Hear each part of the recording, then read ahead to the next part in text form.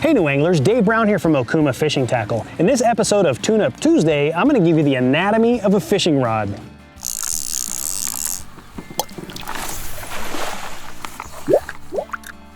Now a fishing rod can come in many different shapes and sizes, anything from a short ice rod which might be 2 feet long up to a long ulua or surf rod which might be 15 feet long. So many shapes, many sizes, lots of applications. Today we're going to talk about a spinning rod. This is probably going to be your most basic fishing rod that you're going to find, and it's probably the most that you've used in your fishing experience. Let's start up at the tip here. What I'm going to give you today is some of the basic terminology so you have an idea of what you're talking about when you're talking about fishing rods. So at the tip of the rod, it's just that. It's called the rod tip. So you have a tip guide, which is at the very, very top there. And as you work your way down, you get into what are just called guides. So you have your tip, and then you have guides. Your guides will be placed every so often up and down the rod. Now the guide will have a guide wrap. That's that little wrap of thread that actually holds the guide onto the rod. Within that guide, there's something called an insert. The inserts can be ceramic, they could be aluminum, they could be quite a few different materials, but their guide and then inside of that is called the insert. That's what your line is actually going to touch as it's going through your rod.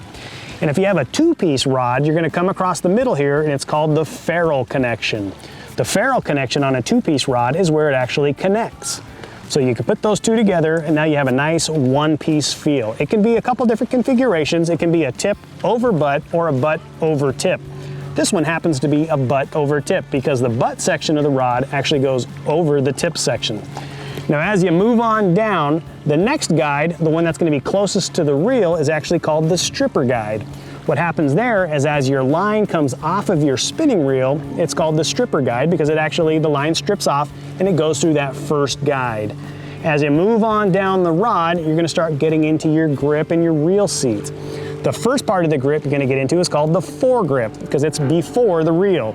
So on this particular spinning rod, the foregrip is foam. It can be lots of different materials like a cork, a neo cork, which is a fake cork, a foam. They could be a carbon fiber. They could be lots of different materials on that. Inside of the foregrip is actually your reel seat. This happens to be a graphite reel seat with aluminum hoods on it. It's got a screw up reel seat. So you put your reel on and you actually screw that to tighten it, and that actually secures the reel right to the rod. You unscrew it and that's where you can pull your reel off. There's going to be some that are in the front, which would be a front screw down, or the rear screw up there. Once you move past your reel seat, you're going to get into the rear grip section. The rear grip can be the same materials. It could be that foam or it could be a cork. There's quite a few materials there as well. But that back section, that's all called the butt section. This particular one is called a split grip. Split grip because it's split into two. You can get a full grip or a split grip configuration. That's just personal preference. A lot of times it's just cosmetic. It's how the rods look.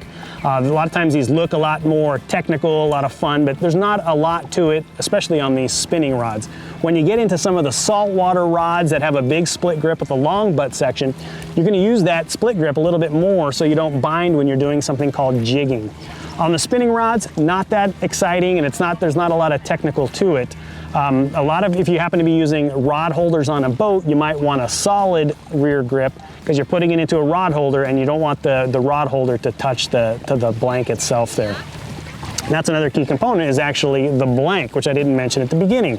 But the blank is actually the entire length of the rod. That's the blank. It's the material that it's made out of. They could be made out of graphite. They could be made out of a glass component. They can be made out of a combination of several different things at the same time. But that's the basic anatomy of a rod. This happens to be a spinning rod. There's bait cast rods as well. So when someone talks about the foregrip, you'll know that they're talking about the part right before the reel, the butt section or rear grip, the guides, the inserts. That's just some basic terminology that you need to know when you're going out fishing. Do appreciate y'all checking in. For more tips, techniques, and gear selection, please visit okumafishingusa.com.